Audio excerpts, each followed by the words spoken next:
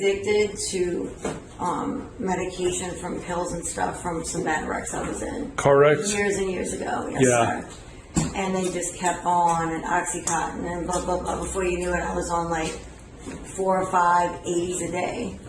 4 or 5 what? 80 milligram Oxycontin a day. That's how it goes. Me, I'm like, at that time I was probably 110, 115 pounds. How old were you then? Oh man, Olivia's 14, so, oh man, it was right after her. I was probably 25. Man, they just kept on giving it, and you just take it, and you're feeling good, and you keep taking it, and finally it don't work anymore. So you just, other people come in your life, and things change. Or you can't get it because of that. And you can't get it, or this doctor gets in trouble, and you move on. It's just so many And things. 20 pills of 40 milligrams a day can cost you almost about $300 a day. And once that happened, and the doctors were getting in trouble, the guy that I was engaged to then, we both were on it. So an 80 milligram oxy is now like $50. And how many of those would you need a day? Like 4 or 5 a day. Okay, so we're talking, I mean, it's a lot of money. And how much does heroin cost? How much does heroin cost? I mean, I was up to at times 1 to 2 grams a day years ago. So How many- that's $100 a gram. $100 a gram. So it is cheaper than the pain pills. And you wonder how you get money for it. You find a way. You will find a way. Bad things, either family has it. Bad things, you will find a way. Yeah. I mean, we're fortunate. I just haven't had to do that, but you know, I've had some. For plenty of people that's out here It's bad, and it's that so have been kicked out of their sad. home, they're on the street. They have to hustle up money. And that's And, what you see all and the they're time not for. bad people. These Hungry, people are not bad people. Homeless. That's not what's going on. They need money to. They need money to fix themselves. And To these, get well. some of these people come from multi-million dollar families. I mean, judges, lawyers. I know so many They've been people. discarded by Doctors. I just know so They've many been people. discarded by their families because. It's shunned because nobody wants to talk about it. It's just, oh, heroin. Well, it's there.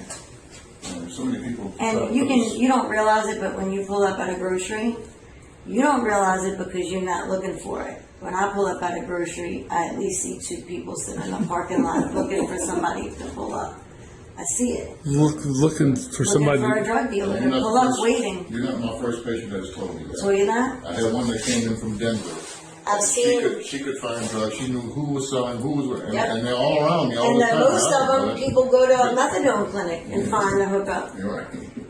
But, I mean, it's sad. They know what they're looking for. And in fact, she came down here not knowing anybody, not knowing the slang, and found out that the slang word was dog food around here. Oh, I didn't even know. Yeah. I mean, What's your slang word? It's called dog food. Any dog food? I really don't even like to say the word. I just always called it H, or they call it Call it boy, H, boy, boy. smack. Horse. I'm a little bit older, so it's like the older slang. I've read a lot of books. Yeah, right. I'm like, how do you know, I mean, they have so many words for it. It's just, So tell them why you quit smoking. oh my goodness. I only smoke really when I drink or I use. And I started smoking in a bad breakup, which was 8 years ago.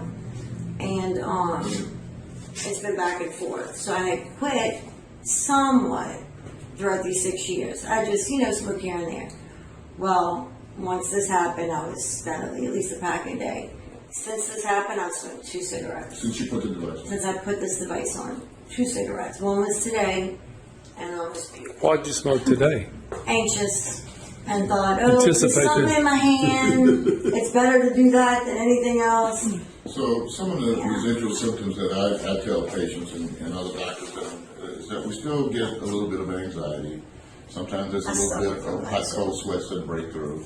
And we use some medications like gabapentin and Neurontin to deal with anxiety, and that's have some positive effects. That is and it's not even a narcotic. It's not. It's amazing. Or anything. It's It's actually crazy. was designed as a seizure medicine, but it reduces Oh, the is it? excitability of nerves. That's how it works. with It seizure works medicine. amazing. And then we use Clonidine for some of the hot cold sweats that may break. And that's what I used yesterday and today. We have And I a used whole- one, whole Gluteus. regimen. So patients may have I have a different ton of symptoms. medicine still left, huh, the house. That I may didn't break even through. use it all. And this is a general list of my rescue medications or comfort medicines. So you want to get healthy and healed for your children. Yes, sir. Don't make me cry. Yeah, well, let me say that everybody, we can manipulate receptors all day You need to long. do it for yourself, though. Yeah. I If a mean, patient is not coming here motivated, like I knew what I wanted, and I knew we're fighting a losing battle. There's no way we're going to win. if you don't want it, and I have an ex of mine that I didn't even know what heroin was back then, and it's been 20 years. We're best friends, but I don't go to his house.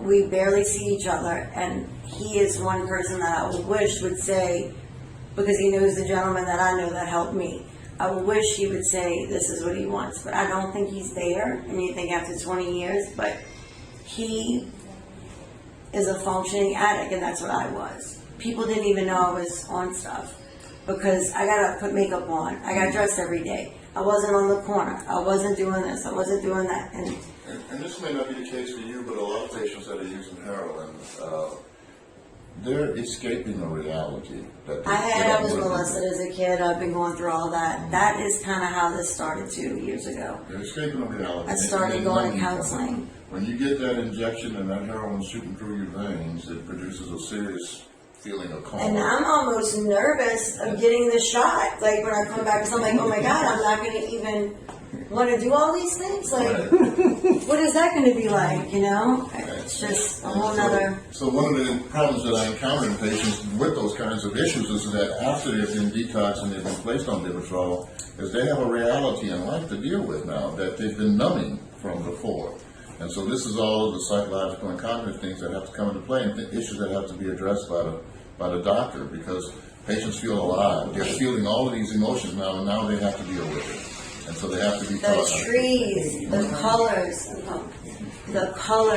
the smells. Like, even when I was out and just took a deep breath and was just like, oh my God, like it's life again. Do you notice that even being on there at all? At this point, no. It was itching me a little bit. It's been a week. Yeah. I'm a girl. I want to wash my hair and all that kind of stuff. But it's not I not just- a hindrance at all. Okay. Not at all. You're not supposed to sleep on it necessarily, but I've kind of wobbled back and forth.